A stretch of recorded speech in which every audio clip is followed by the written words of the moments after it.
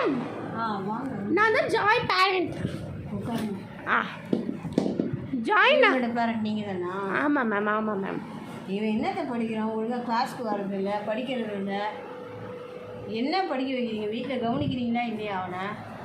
நான் ஸ்கூலுக்கு அனுப்புகிறேன் மேடம். ஒரு நாள் கூட லீவ் போட்டதே இல்லை. நாங்கள் லீவ் போடுறது இல்லை, நானும் அவன் படிக்கிறது இல்லையா? ஒழுங்காக கவனிக்கணும்ல. வீட்டில் படிக்கிறானா, சென்டென்ஸ் படிக்கிறானா, மெமரி பண்ணுறானா, எழுதி காட்டுறானா, எதுவுமே நீங்கள் பார்க்க மாட்டீங்களா?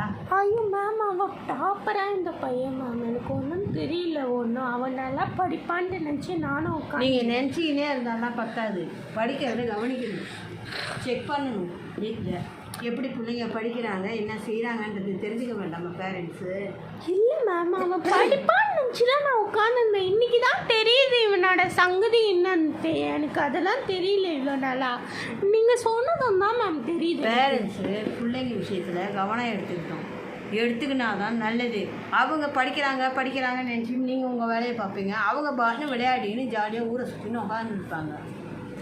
டிவி, செல்லு, இப்போ இருக்கிற பிள்ளைங்கள்லாம் வெறும் செல்லு தான் 24 மணி நேரமும்.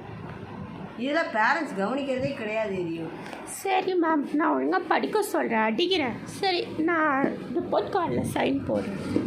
சைன் பண்ணிவிட்டு போய் உங்கள் பிள்ளைய நல்லா கவனிக்கிற வழியாக பாருங்க. என்னடா தமிழ்ல 2 மார்க்கு?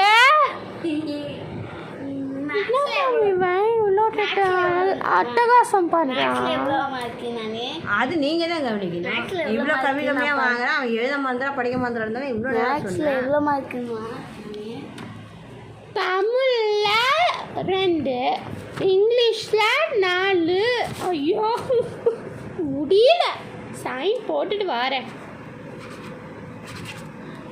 Thank you ma'am. நான் போயிட்டு வீட்டில் கவனிங்க அவனை நல்லா. சரி மேம். இனிமேட்டு நீ படிக்கல. ஐயோ அம்மா அம்மனாயிட்டாங்க எல்லாரும். சரி கிளம்ப போகிறோம். சரி மேம் நான் போயிட்டு வரேன். தேங்க்யூ.